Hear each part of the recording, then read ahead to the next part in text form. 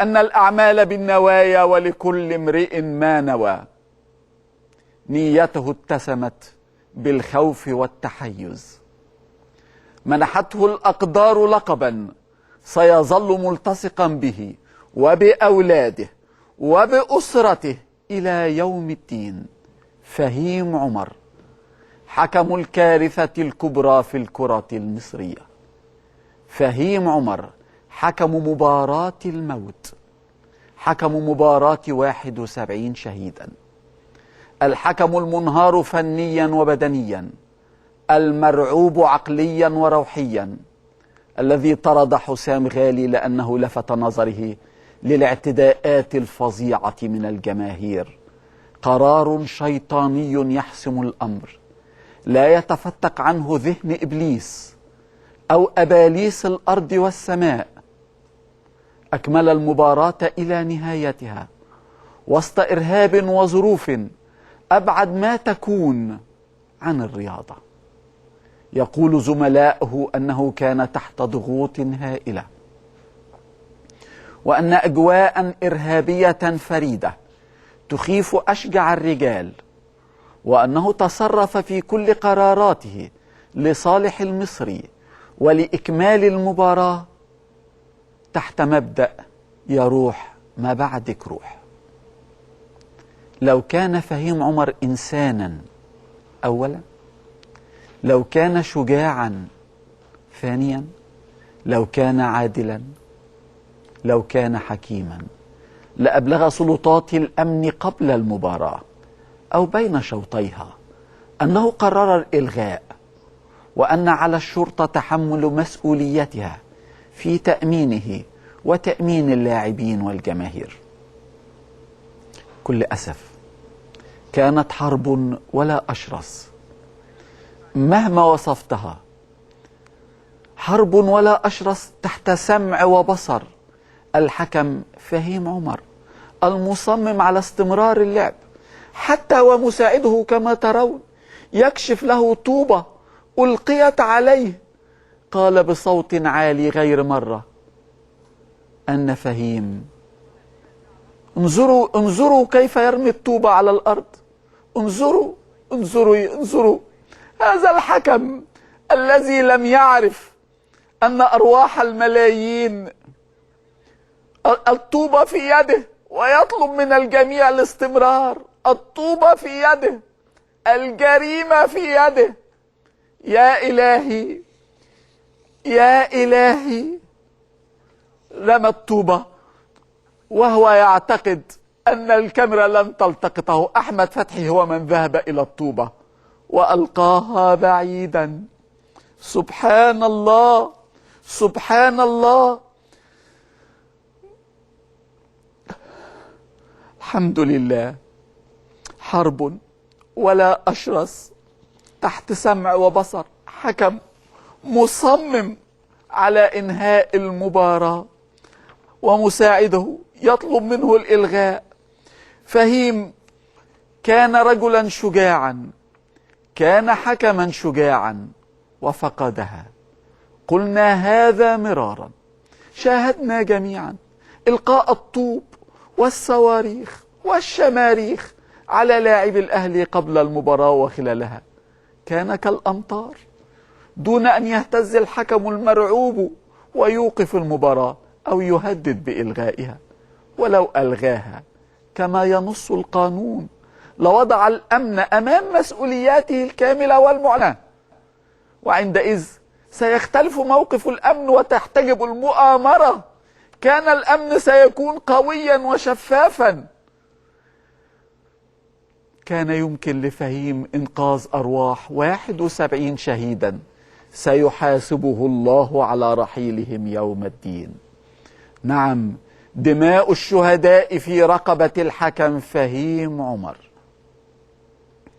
اختار الحل الأمثل، أن يلقي بنفسه في أحضان جمهور إرهابي يمنحهم كل ما يريدونه وأكثر ليفلت بجسمه، تاركا الآلاف من الآخرين بين لاعبين وجماهير فريسة للقتلة.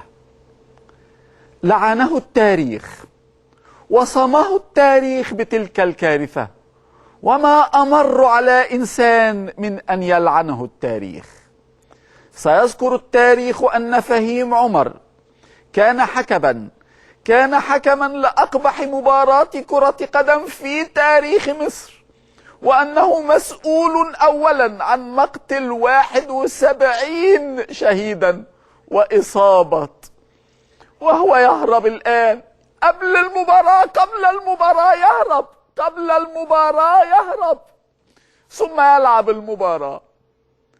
لا شك أن جزءا كبيرا من الكارثة يقع على كاهله لإصراره على بدء المباراة وعلى إكمالها في تلك الأجواء.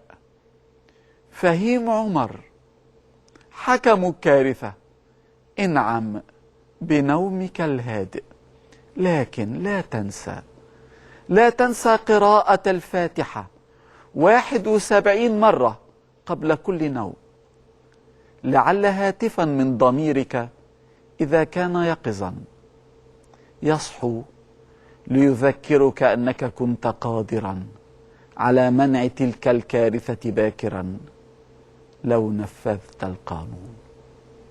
عنوان الشجاعة عند فهيم عمر هو أن يكون ضد الأهل. فهيم، جمهور مصر يقول لك كل كارثة فيها 71 مقتول، كل كارثة وانت عنها مسؤول. ولا أعتقد أننا سنراك ثانية في الملاعب يا من قتلت الشهداء قبل أن تقتل العدالة في مباراتك المأساوية. دماء الشهداء موزعة بين الآلاف من المسؤولين، من المجلس العسكري ووزارة الداخلية والحكومة ومحافظة بورسعيد وإدارة الناديين. أما إدارة الأهلي المتخاذلة دائما في حقوق ناديها وجمهورها فما أبشع الاتهام إليها.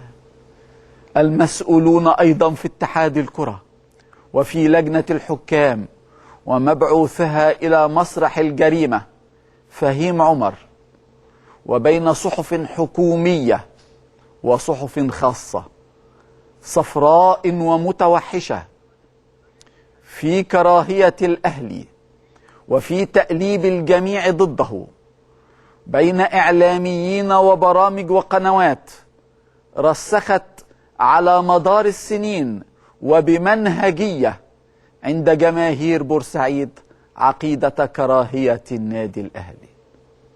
ولا أعفي أبدا عددا من أصحاب القنوات الخاصة أمثال الملياردير أحمد بهجت صاحب دريم.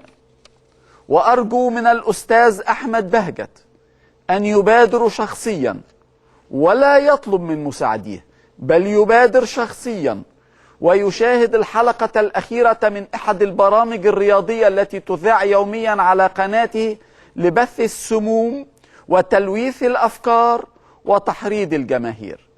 أستاذ أحمد بهجت، من فضلك شاهد المذيعة القادمة من أدوار الكومبارس بالأفلام والمسلسلات والحفلات وهو يحرض جماهير بورسعيد علنا ضد الأهلي قائلا جانا خبر إن ألتراس الأهلي قرروا يعملوا اختراق لبورسعيد بكرة وإن جماهير بورسعيد هتديهم درس.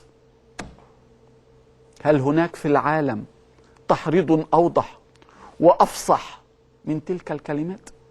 عزيزي أحمد بهجت، والطلب ممتد إلى زميلك الأستاذ أسامة عز الدين، أرجوكما شاهدا تلك الحلقة المزعومة، ولو وجدتما العبارة التي أشرنا إليها اتخذ إجراءاتكما، أبلغ المجتمع المصري كله لنعرف أنكما عادلان وحازمان، وأنك يا أستاذ أحمد بهجت جاد وحاد.